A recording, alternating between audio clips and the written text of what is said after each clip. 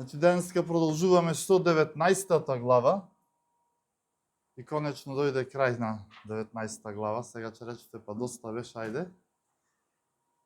Значи, денеска ќе завршиме 19-та глава од Евангелието според Јован. Значи, кога ја започнавме оваа 19-та глава од Евангелието според Јован, застанавме малку тука, малку повеќе би рекол, но кај застанавме? Застанавме кај крстот на Голгота и рековме дека има големо значење за нас, дека има многу поука за нас точно на крстот. И видовме таму, на крстот, дека се исполнија многу пророштва. И токму тоа е една од причините зошто Исус мораше да умре. Значи, доста читавме за да се исполнат писмата, да се исполнат писмата. Исус мораше да умри за да сочувствува со нас. А за да сочувствува со нас, требаше да искуси смртта. А и ние сите умираме. Душата што сгрешила, ќе умре. Го видовме и тоа. Колку и да сакаме да го заобиколиме тој факт, ние умираме и од ден на ден се ближиме кон нашата физичка смрт. А рековме дека смртта е раздвојување и тоа на душата од телото. Тоа е таа физичка смрт, но Светото писмо зборува и за духовна смрт, а тоа е одвојување на човекот од Бога. И тоа за секогаш и вечно.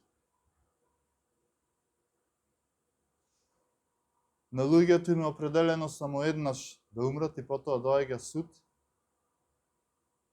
како што пеевме во псалмот. И точно од тоа се плаши секој човек. Не се плаши од самата смрт како смрт, туку од тој суд.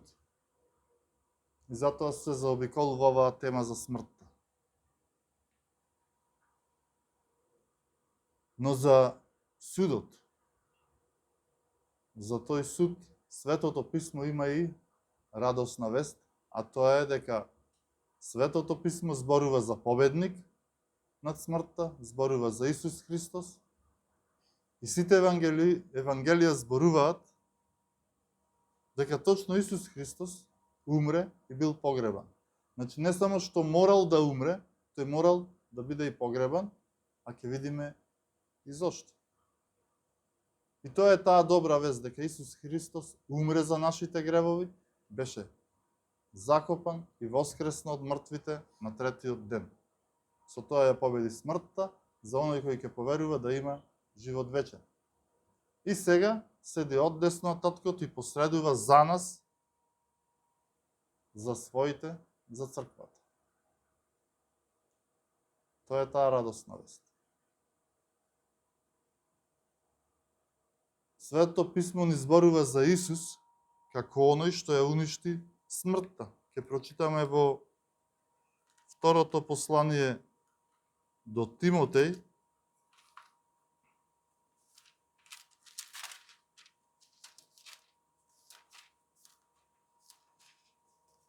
прва глава, 10 стих. Ако и сега се откри при јавувањето на нашиот Спасител Христос Исус, кој ја уништи смртта и ги осветли животите и безсмртноста преку Евангелието. Значи, никој друг освен него не е одговорот на прашањето за смртта. Исус Христос е одговорот. Вели ја уништи смртта и ги осветли животот и што? И безсмртноста. И се тоа преку Евангелието, преку радосната вест. Значи, Евангелието е важно, тоа е клучно. А прашање е само каде ќе бидеме ние за секогаш, каде ќе бидеме вечно. А нема назад. Или на едната, или на другата страна од Исус. Минатиот пат констатиравме дека Исус умре. И сега што следува? Па некој рече, кога реков, завршивме сега Исус умре, се сврши и одиме понатаму, некој рече воскресение. Да, Исус воскресна, но пред тоа Исус мораше да биде погребан. И точно и денеска луѓето кога се на погреб, тогаш најмногу размислуваат за смртта, тогаш најмногу се разговара за смртта. Па дали има нешто, нема нешто, што потоа, како потоа. Па каков беше човекот. Но точно затоа има и луѓе што никогаш не одат на погреби. Затоа што го избегнуваат тоа размислување. Или сакаат да го избегнат неизбежното, размислувањето за смртта. Значи сакаат да избегнат да размислуваат за тој суд. И затоа не одат на погреби. И сега ние заедно ќе одиме на Исусовиот погреб и ќе очитаме нашиот денешен текст, Јован 19 глава од 38 до 42 стих. Значи Јован 19 од 38 до 42. Потоа Јосиф од Ариматеја, кој беше Исусов ученик, но таен, заради стравот од јудејците, го замоли Пилата да го земе Исусовото тело и Пилат му дозволи. Така дојде и го зеде неговото тело. А дојде и Никодим, кој за прв пат му дојде ноќе и донесе околу 100 литри смеса од смирне јалој. Го зедоа Исусовото тело и го завитка, според јудејскиот погребен обичај, во ленено платно со мириси. А на местото каде беше распнат имаше градина и во градината нов гроб, во кој уште никој не беше положен. Таму го положија Исуса, поради јудејското подготвување, зашто гробот беше близу.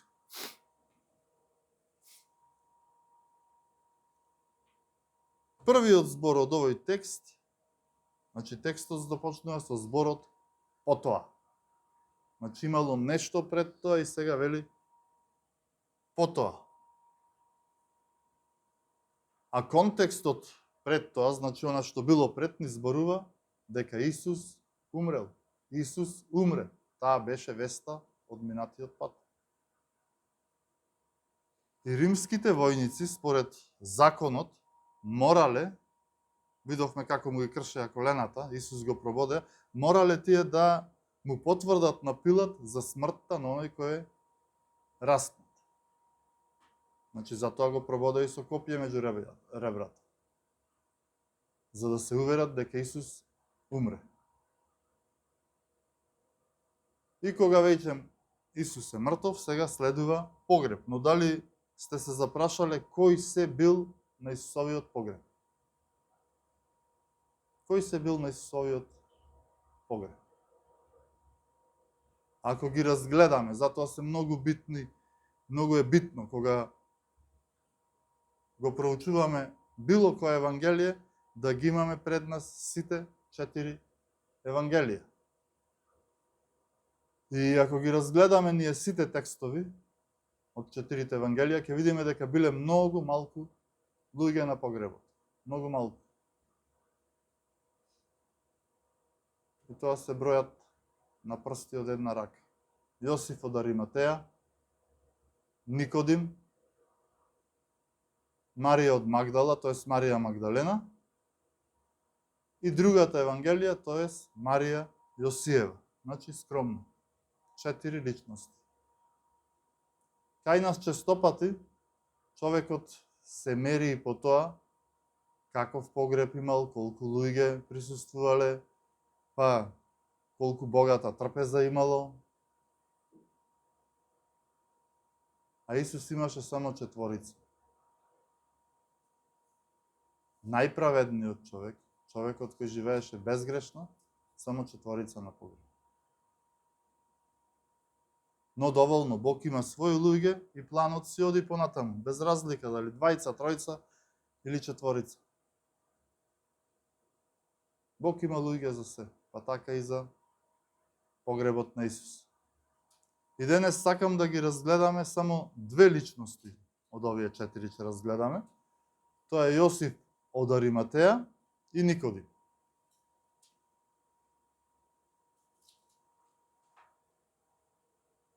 Започнуваме со Јосиф од Ариматеја, кој бил овој човек, да се запрашаме. И пак ќе видиме преку Евангелијата, и затоа реков дека е битно да се разгледуваат сите 4 Евангелија.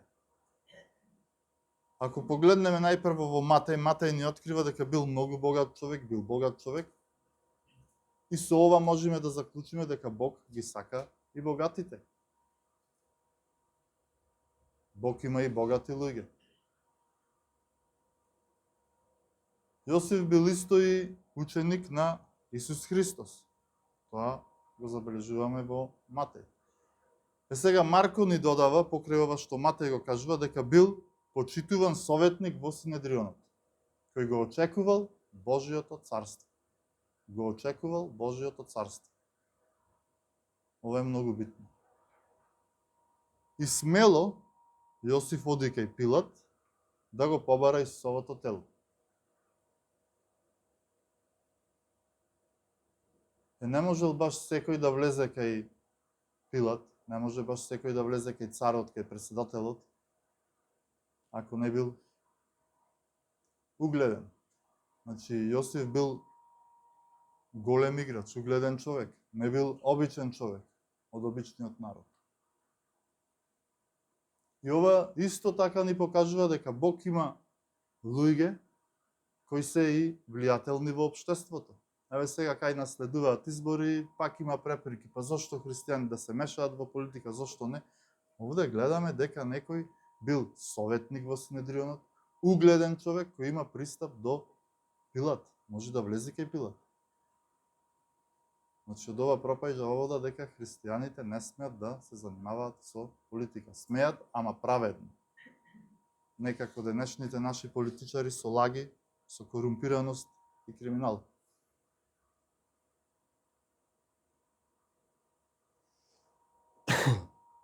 Значи, Јосиф оди го бара Исусовото тело. Овој кој е угледен човек.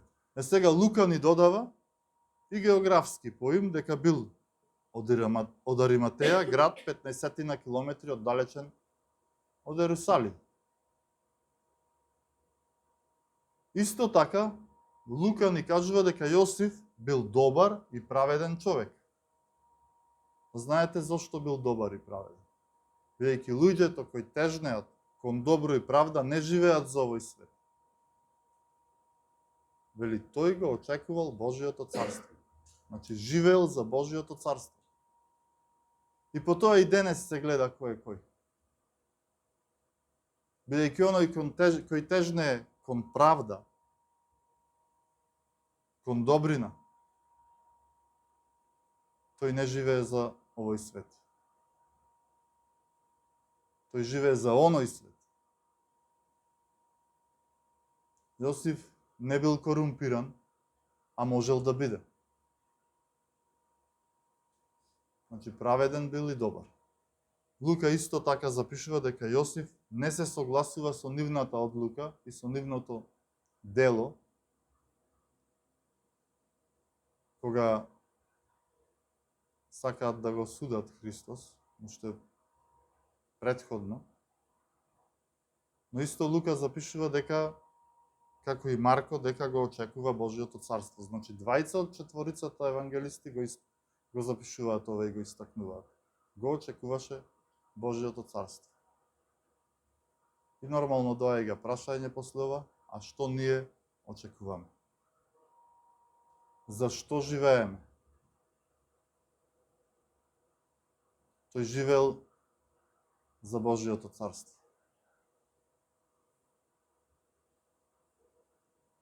Како се гледа разликата помеѓу верата и уверувањето? Тој не само што верувал, бил и уверен и спремен е да ја плати цената. Значи, угледен, богат човек, ученик на Исус Христос, и ризикува, оди, излегува во јавност, го бара телото од Исус и го погребува. Значи, е спремен да ја плати цената. Без разлика на што понатаму ќе се случи, ќе видиме. Ние сите веруваме и Многу луѓе да прашаме ќе речат дека веруваат со збор, но се додека треба да се плати цената. И тогаш најчесто има повлекување, а тоа е очигледно. И тоа се гледа. Значи, многу е битно. Разликата тука се гледа. Кој живее за овој свет, за ова материјално нешто, за овој минлив свет, кој живее за телото, или кој живее за Божиото царство. Тоа ја прави разликата. Значи, Бог секогаш има луѓе кои се богати, кои се политичко влијателни, кои се добри и праведни, бидејќи живеат за Божиото царство, бидејќи веруваат дека смртта не е крај. Јосиф размислувал за смртта. Не дека не размислувал. Не го избегнувал тоа прашање. И тоа можеме да го заклучиме од тоа што тој си направил пред време и гроб за себе. Во неговиот гроб го погреба Исус. Значи, знаел дека ќе умре телото, но не знаел кога, ама живеел за Божиото царство. И затоа застанал позади вистината која тоа било потребно. Живеел за вечноста. И сега Јован ни нагласува уште една работа, дека Јосиф бил таен ученик. И сега ова е многу важно. Зошто бил таен ученик? И одма сега има напади спрема некои библиски стихови кои се страми од Христа. И ред други, многу можеме такви стихови да изваиме, ама зошто бил таен ученик? Имаме одма и објаснување, заради стравот од јудејците читаме. Во Јовановото Евангелие претходно повеќе пати видовме дека тој страв бил наменет за да се контролира народот. Религија, тоест традиционалната религија и денес тоа го прави. Воведува некои своји закони, своји правила, само за да се плаши народот и да се контролира народот. Јаве сега 7.13, еве што видовме во истото ова Евангелие од Јован.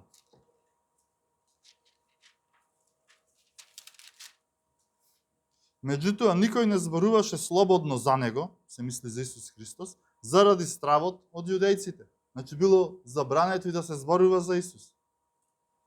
Јован 9.22, родителите на слепородениот, што Исус го излечи. Ова го рекоа неговите родители зашто се боеја од јудејците, бидејќи јудејците се беа согласиле да биде исклучен од синагогата оној кој ќе го признае дека е Христос. Значи, родителите на слепородениот. Го рекоа тоа. А Исус го исцели нивниот син. Сите се плашеле. И денес има такви стравови. И ова еврејски дух е жив и денес. Имаше пред 2-3 години таму, после короната, беше негде, тука негде, излезе една вест која не се пренесе овде, меѓутоа во многу протестантски кругови имаше реакции. Значи, пред 2-3 години ултрадесничарската партија, во Израел зборувам, даде предлог да се донесе закон во Израел секој што ќе верува и ќе поучува за Исус, дека е Бог, да биде казнет со 2 години затвор. Значи, сите што беа засегнати, малку имаше реакција. Овде кај нас не. Но фала му на Бога, овој закон не помина и така се смири тоа. Не знам што ќе беше ако поминеше. Исус е Бог.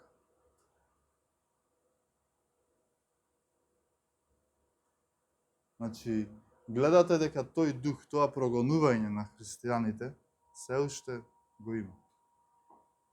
Не само од ислам, од било кој други, туку и од евреите.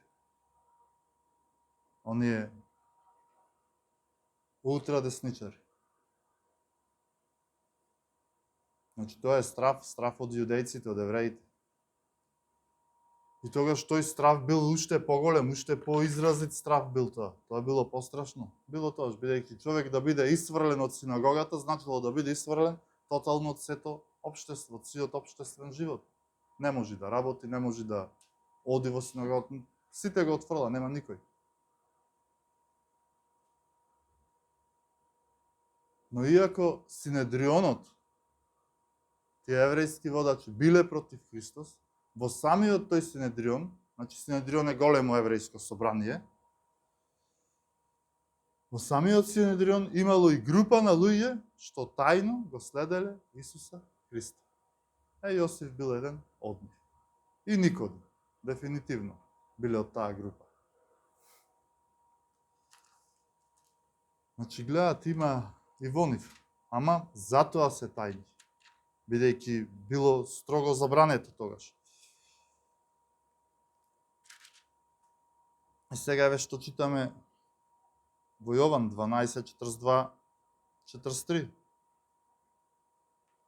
Сепак мнозина од првенците поверуваа во него, но заради фарисеите не исповедуваа јавно, за да не бидат исфрлени од синагогата, зашто повеќе ја сакаа човечката слава, отколку Божијата слава. Значи, гледаме дека и Светото писмо тоа ни го потврдува. И сега, еве пресврат. Јосиф од Ариматеја бил таен следбеник, но земајки го, барајки го Исусовото тело од Пилат, станува јавен следбеник, јавно истапува. Што се случило со Јосиф за да излезе од таа тајност? Без сомнение дека Божијата сила слегла на него, нема друго објаснување, се наново раѓа. Човек по природа е кукавица. Но Светиот Дух го водел и го охрабрил за да го направи тој чекор. А притисоците, читаме, биле јаки. Му се заканувало исфрлање од синагогата.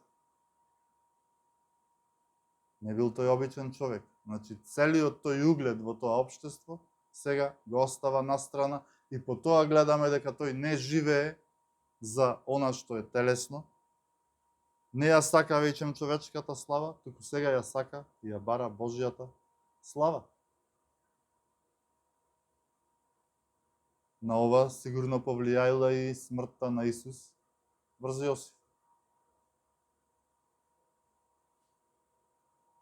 Низ целото Евангелие гледаме дека Јован ја дефинира теологијата врз вера, невера и лажна вера. И се како да ја препознаеме вистинската од лажната вера. Се морам да кажам, во црквите секогаш има луѓе кои се лажни ученици, ама краткорочни. И нив ги снемува. Тука се месец, 2 година и толку. Но има и долгорочни кои цел живот се во црквата, ама сепак се лажни. И се како да се препознае верата од неверата и од лажната вера. Точно по таа вечна перспектива. Точно по таа вечна перспектива. Лажната вера. Неверата. Тие бараат од Бог привилегии, а не го бараат Бог. Бараат за себе си, бараат одговори, чуда, материјални добра, пари, оздравување. Бараат од Бог, а не го сакаат. Живеат, значи, за она што е телесно, она што е моментално и материјално, а не живеат духовно, не живеат за Божиото царство, за Божија слава. Така се распознава лажна вера од вистинска вера. Значи, како што реков, бараат помош од Бог, ама не го сакаат Бог. И секогаш ги има и нив. Не ја сакате државата, добивате од државата. Ова е еден само банален пример. Значи Јосиф бил богат, влијателен, ама свајка дека е слаб, кревок, дека оди кон крајот на неговиот земен живот. И се подготвува. Значи тој е мудар човек.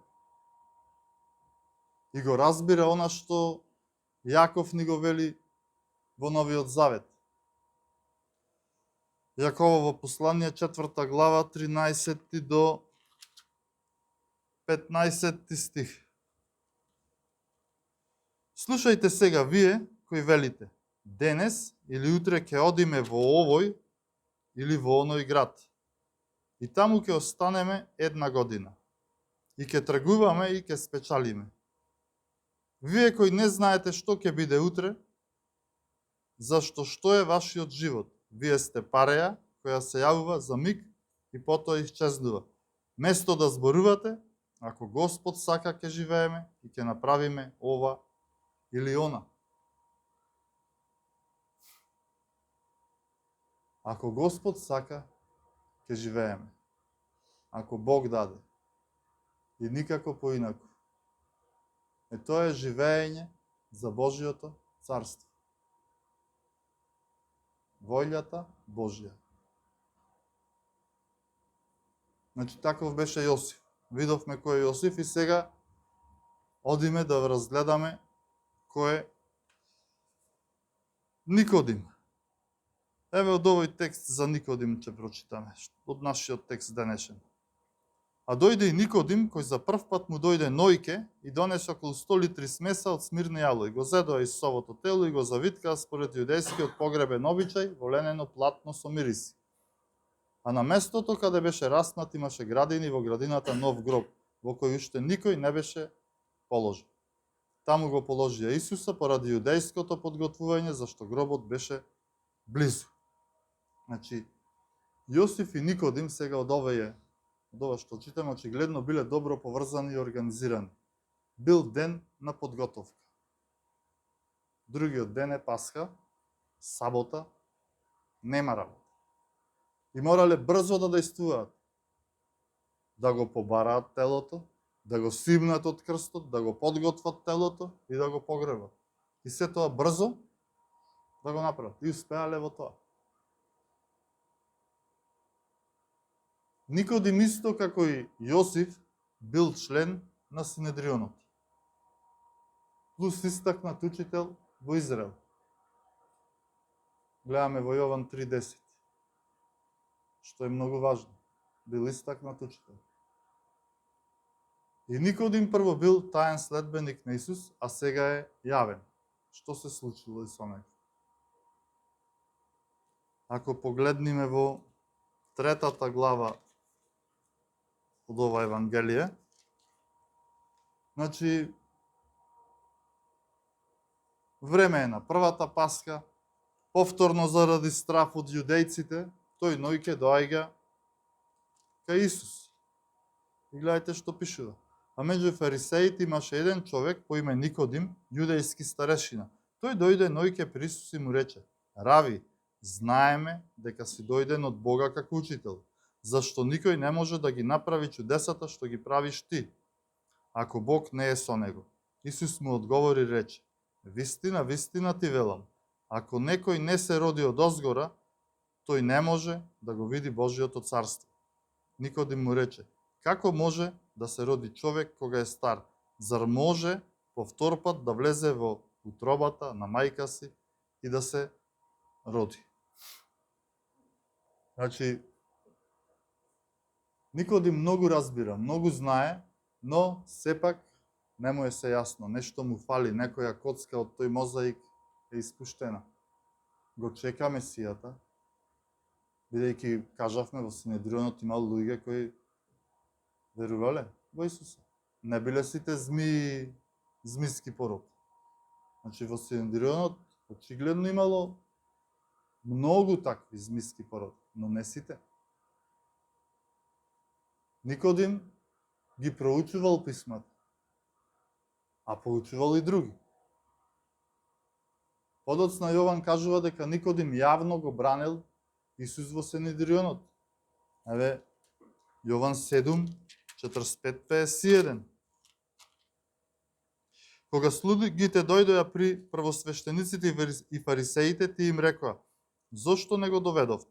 Служителите одговорија: никој никогаш не зборувал така, како што говори овој човек.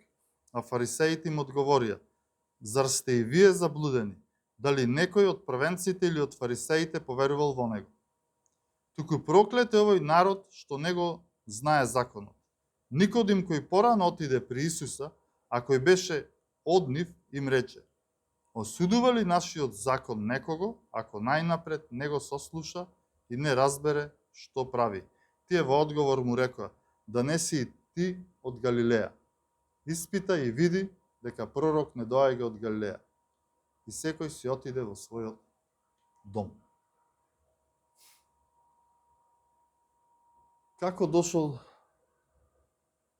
до оваа промена Никодим, да го знае ова?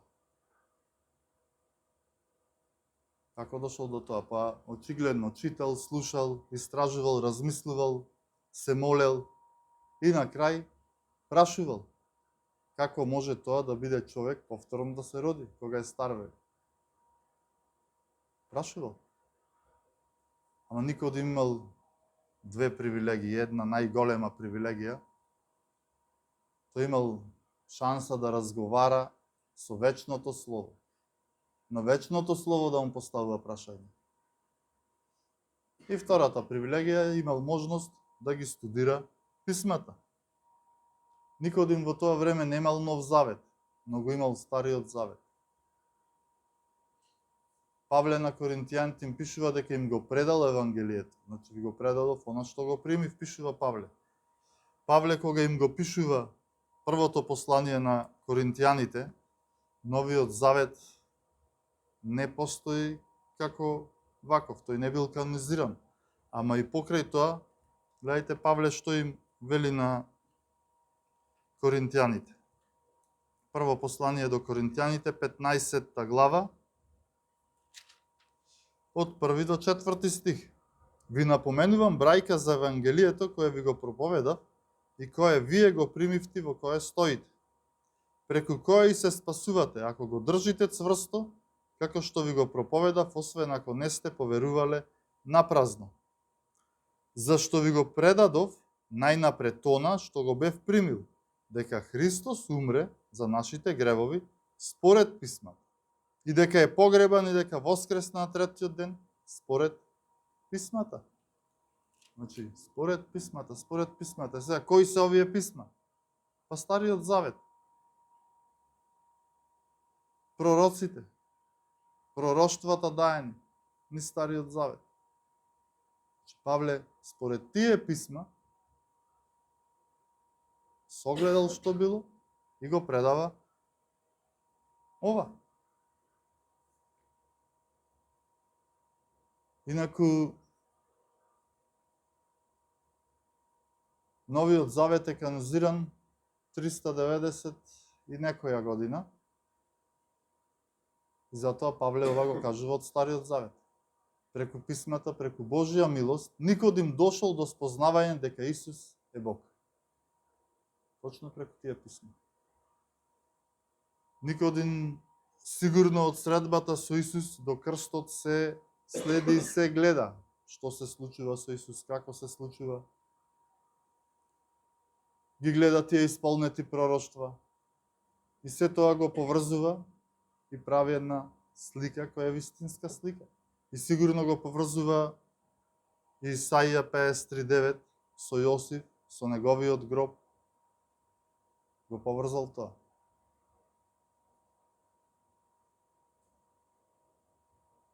Никодим видел и сватил како Исус ги планира и суверено ги контролира најпрво предавството, па апсењето, па монтираниот судски процес, па бичувањето, патот до крстот, распнувањето, смртта, планот оди понатаму, онака како што мора да оди според писмото. Значи Исус суверено контролира својата смрт, своето тело. Значи Никодим сето тоа го гледа.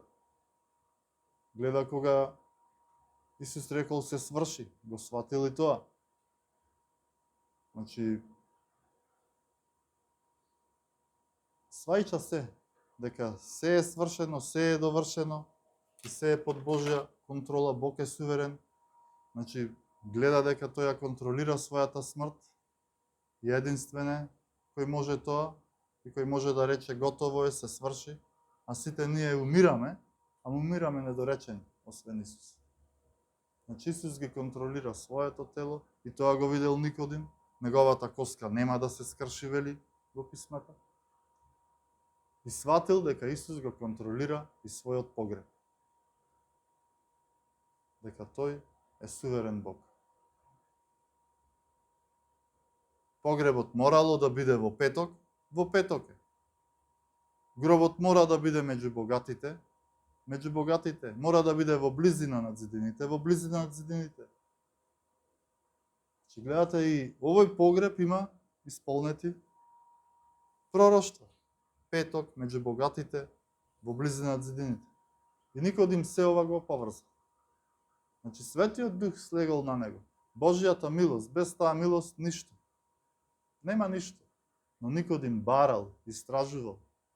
И затоа знаел. По Божја милост и љубов Никодим бил наново роден. И разбрал што е тоа да се родиш од озгоро. И затоа и тој излегува од таен во јавен ученик.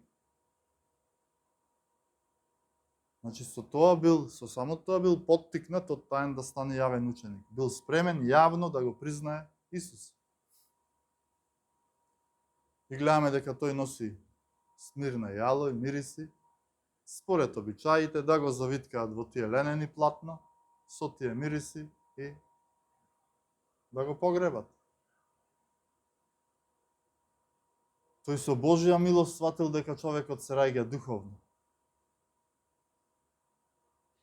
Се раѓа духовно мртов. Тоа го сватил. И дека телесно умира. И затоа мора да се наново роди. Значи, ние се раѓаме духовно мртви. И потребно ние наново раѓање.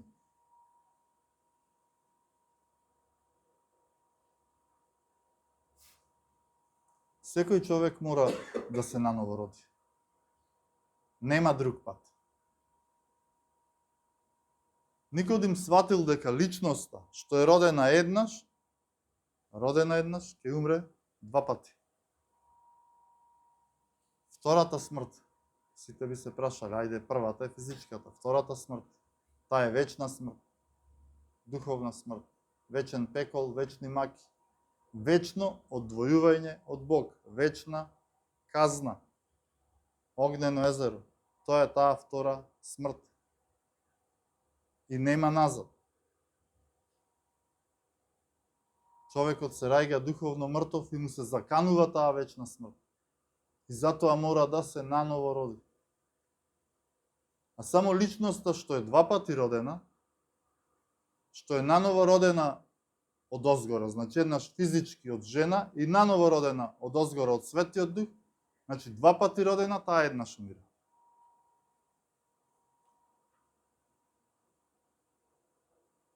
И таа личност ќе биде во Божјата присутност. Дали го гледате ова се? Оној кој се раѓа еднаш умира два пати, оној кој се раѓа два пати умира еднаш. Смртта, гледаме во Божјото Слово, не е нешто непозната работа. Објаснете. Значи, таа е еден премин, тоа е одвојување.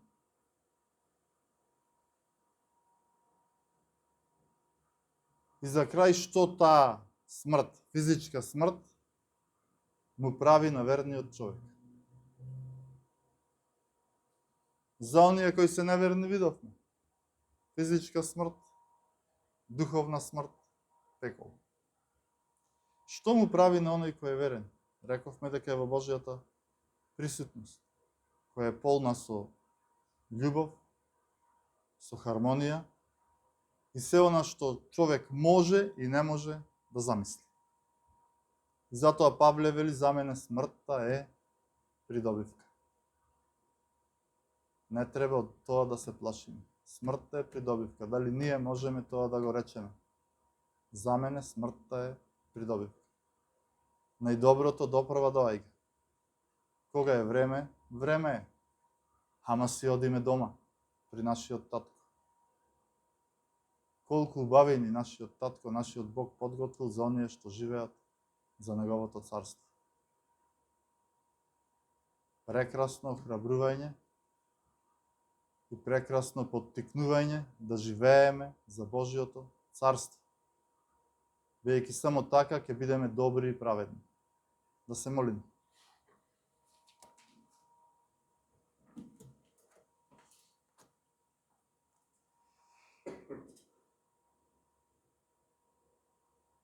Семојкен Господе, Татко наш, Ти благодариме за Твоето Слово што си ни го дал. Ти благодариме за тоа Слово кое продира во нашето срце и преку кое ние Те спознаваме и Слово преку кое доаѓаме до едно покаяние, бидејќи не можеме без Тебе. И така се и наново раѓаме, Господе, добивајќи нов живот, живот кој тежне кон правда, кон милост, живот кој тежне за Божиото царство. Знаеме дека сме само минувачи во овој свет, а и овој свет е минлив. И Ти благодариме што сето тоа си ни го открил, Господе, и што не охрабруваш со тоа, дека најдоброто допрва престои за нас. И Те молам, Господе, ова Слово да биде благословено и да биде и благослов за секој еден од нас кој го слуша ова Слово. Отвори ги нашите срца да го разбереме и да го примениме во нашиот живот. Живот кој ќе биде посветен на Божиото царство. Не на материјалното, не на земното. Се молам, Господи, за оние кои не се денеска тука со нас. Ти благослови ги нив, каде и да се. Ти укрепи ги. И насекаде да бидат сведоци за Тебе, Господи. Не да живеат во тајност, туку јавно да истапат и да ја признаат својата вера. Јавно да сведочат за Тебе. Се молам и за оние кои се болни, за нивно исцелување. Се молам и за овој народ, Господи. Ти духовно исцели го. Дај му духовни очи, едно меко срце, да може да ја спознае вистината. Бидејќи само една е вистината, а Ти си вистинит Бог. Ти, Господи, си вистината. Се молиме во името на Исуса Христа. Амин.